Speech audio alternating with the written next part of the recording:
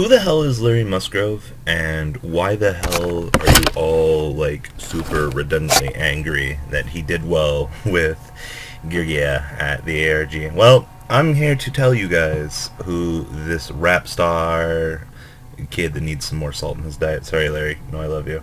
But I always see Larry every time I go to NLG. He's a very consistent player in what he does. And a lot of the players were very displeased with this kid coming out of nowhere and taking second place.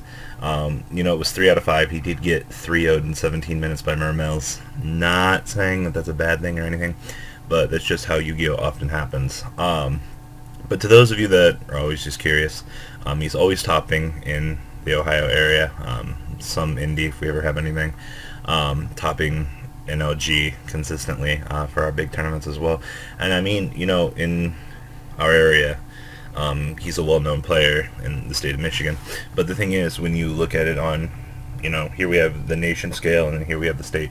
You can be well-known in your state, but when it comes to, the country, other people like Bass Lolly, Billy Break, Jeff Jones, they're probably, going to go, well, who the hell are you and what credentials do you have?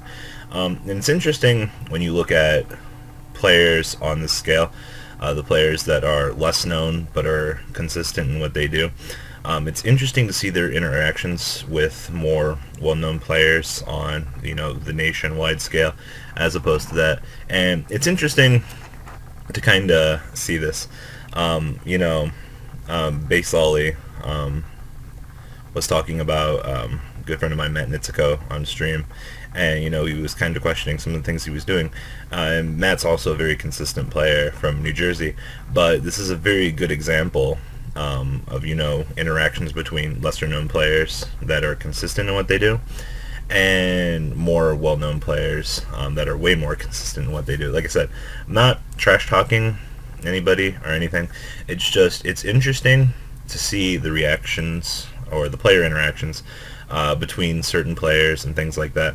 Plus, topping it off, like I said, a lot of players are like, oh my god, Larry's a terrible player. I mean, but to make second place at a 20K tournament, and still be consistent in what you do in, your own local area for major tournaments, I mean, it's good. Maybe the players will recognize him a little bit more now. I don't know. I mean, it's whatever at this point. But what do you guys think about interactions like this? I mean, there's always going to be players that are, lesser known pros, and the more well-known pros like Billy Break, Jeff Jones. I mean, it's just how the game works, because those players have been, much more consistent, and, they've hit things where they count. Dale Bolito, Lazaro Bolito, things like that. So it's just interesting to see how the community reacts and things like that. So guys, leave a comment down below.